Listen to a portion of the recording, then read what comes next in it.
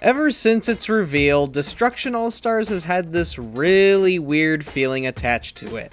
Something uncanny, like something is missing, or like we were witnessing something akin to Invasion of the Body Snatchers, if you catch my drift. Here's this new vehicular combat game from Sony and Lucid Games, with a Fortnite art style, but doesn't Sony already have a vehicular combat game? Why does this new thing feel so off? Shouldn't we have just gotten something else instead? Well, judging by the feedback from critics and players, some bets probably shouldn't have been made.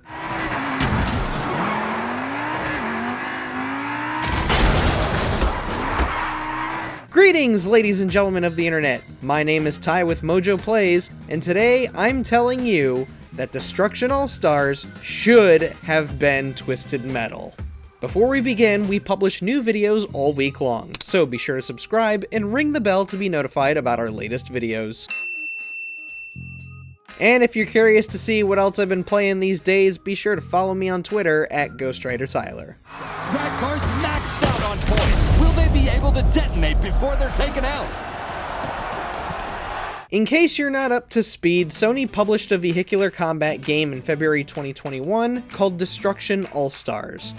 In it, players can choose from a moderate roster of characters, each with their own abilities and special vehicles.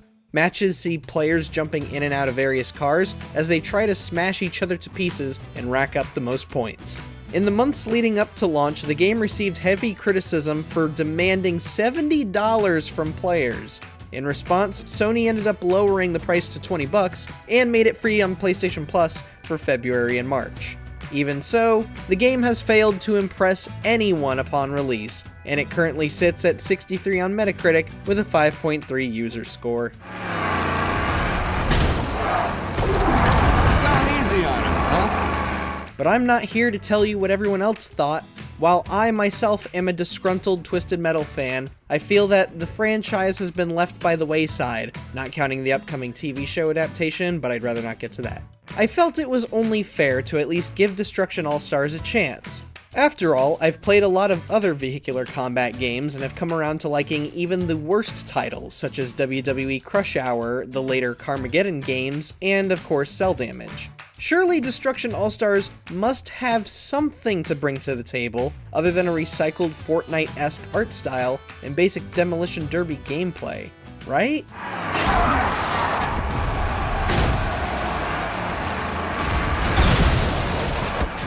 But to be honest, there are a couple of things Destruction AllStars does really well. I genuinely mean that. It's cool how the game utilizes the DualSense's adaptive triggers to replicate the feeling of stepping on the gas and brakes, and seeing wrecks in slow motion is a neat touch to the offline modes. Reminds me a lot of Burnout. Everything else falls apart though, and it ends up making me want to go and play the other vehicular combat games. Allow me to elaborate.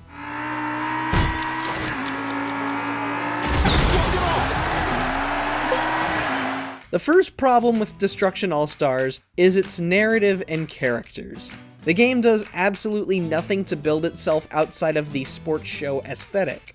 Character campaigns consist of nothing but, you talked smack, or you did a thing I didn't like, therefore we fight. Ultimo Barricado competes against Gian because he doesn't think a rookie belongs here. Mine? I'm training. I'm just here. No, you got your free ride. Didn't even have to try out. Learn the ropes somewhere else and don't come back till you learn some respect. Is that seriously the reason? The motive behind this conflict? Well, what about this place makes it so special, dude? We're not gonna explore that at all, huh? There's no story about maybe your brother being a champ or coming here to watch shows with your dad, nothing like that? These stories end just as disappointingly as they start out, too, conjuring up excuses to miraculously resolve the conflict where nobody lost anything and nobody gained anything. Someone once told me that respect is earned. This newcomer had the gall to stand up to me and just gave me one of the toughest matches of my career. Did you see that? Too slow. And as if things couldn't get bland enough, the entire cast has the exact same egotistical hotshot showboat personality, and it makes the game extremely stale. The fact that every ending is everyone becoming friends again is monotonous and cringe-inducing. And don't even get me started on the repetitive dialogue and jokes. Seriously, Genesis, how many times are you going to use star as your punchline? Now, I'm not saying everyone needs a dramatic backstory, but at least previous vehicular combat games gave their characters reasons to compete against each other. One's way better than what Destruction AllStars is providing. In Twisted Metal, we saw psychopathic drivers fighting for the chance to win whatever their heart desired.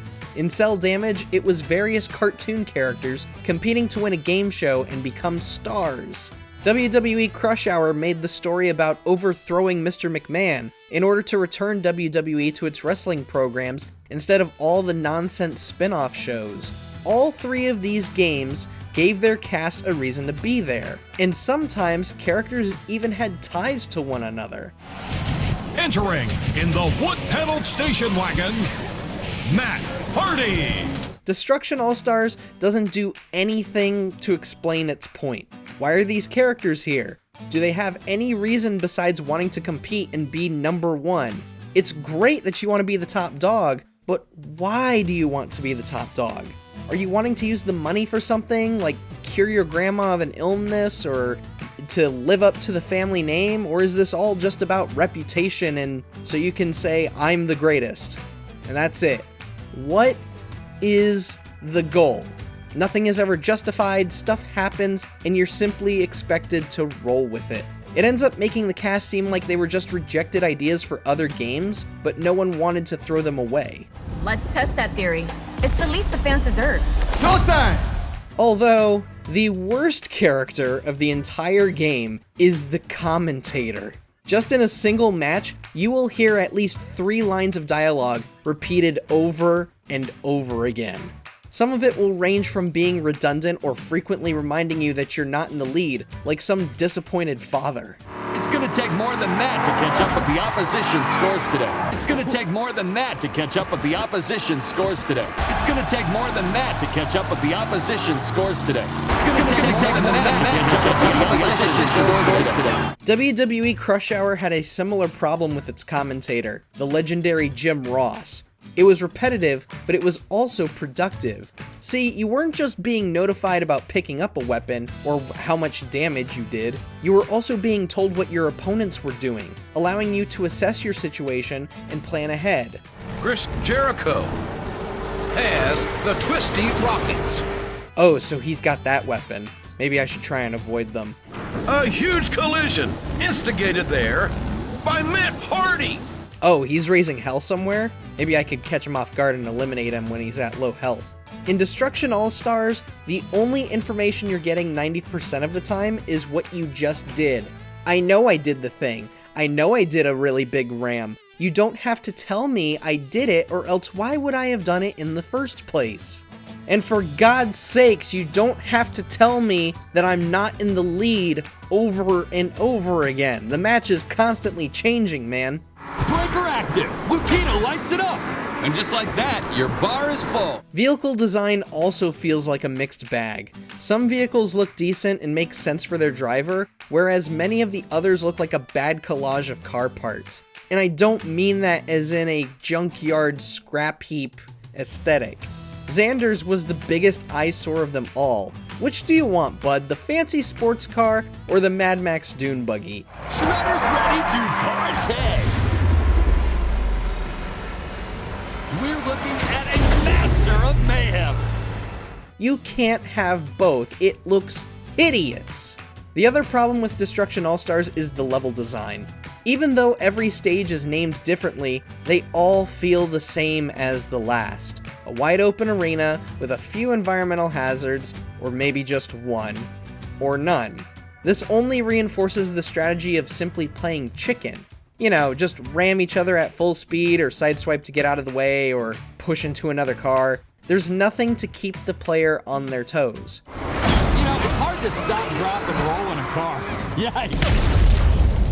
Twisted Metal, Cell Damage, and even WWE Crush Hour knew how to put together an arena that forced the player to come up with some degree of strategy. There are stage hazards, ramps, hidden areas, special rooms that could potentially let you flank someone, and sometimes exploring these areas would net you rewards like a power-up or a health pickup. If you look at the map from some of these games, you'll see that they use a mix of wide open areas to contain the havoc, and narrow pathways to encourage players to chase after each other and race to grab power-ups. There's this push-shove mentality of picking up a ton of power-ups, unloading them on some poor soul, and then rushing out of there when someone catches you at low health. It's what made these games exciting.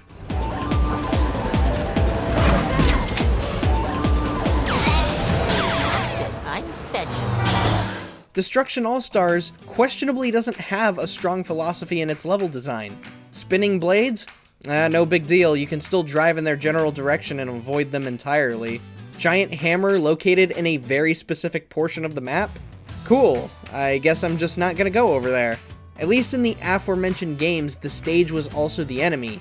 Here, it feels like a slightly lethal Fall Guys course left unfinished. There are no incentives to really drive around and explore, and with pickups only being the shards you can grab on foot, you're better off jumping in and out of cars as they approach low health than gathering these things. The mechanic of jumping in and out of cars doesn't make the game any more exciting either. Oh, my car's about to explode? Cool, there's another one 10 feet away, no biggie.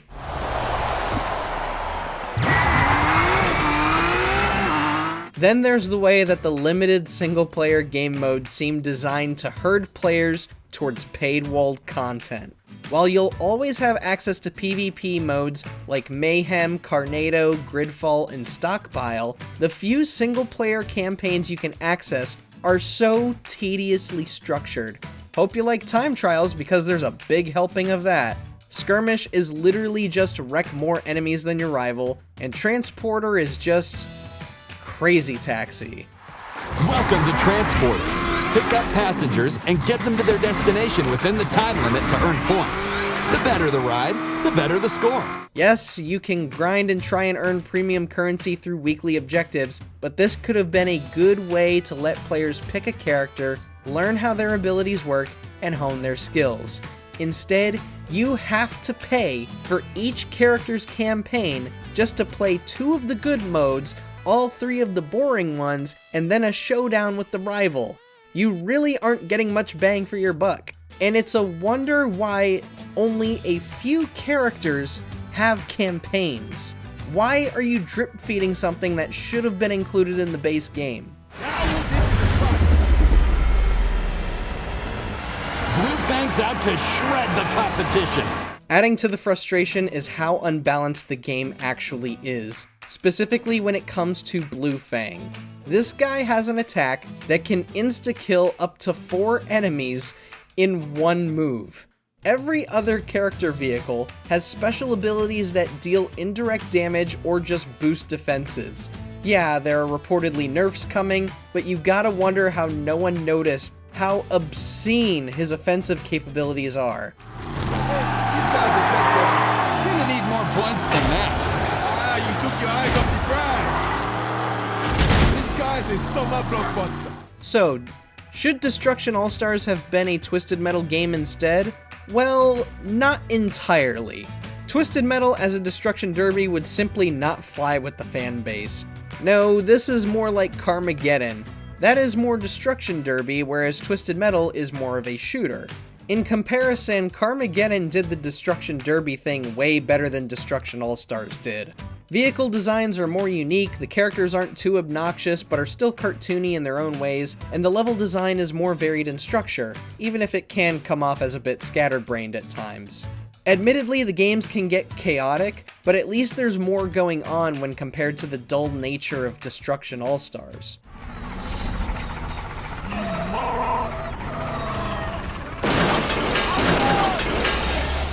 The sad truth to all of this is that I was familiar with Lucid games before, having had a decent amount of fun with 2018 Switchblade.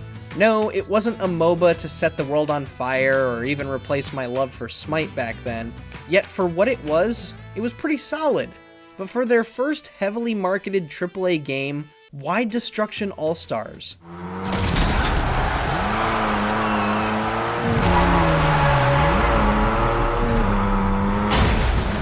With Sony as their publisher, did anyone bring up the idea of simply bringing back Twisted Metal? Why was Destruction AllStars, of all the possibilities, chosen to be one of the first PS5 exclusives when its gameplay is monotonous, its characters are annoying, and it fails to do anything interesting with the vehicular combat genre? It's sort of astonishing that PlayStation continues to champion this game like it's some technical marvel, especially when the online multiplayer turns the game into a Cirque du Soleil of cars. There's a reason why folks such as myself are dying to see Sweet Tooth again, and it's not just because we haven't had a new game in almost a decade. Twisted Metal was one of PlayStation's first games. There's heritage here. And what made the series so special was the creative characters and vehicle design. The level design would also blueprint how to keep tensions high through different pathways and areas, encouraging a cat and mouse-like gameplay.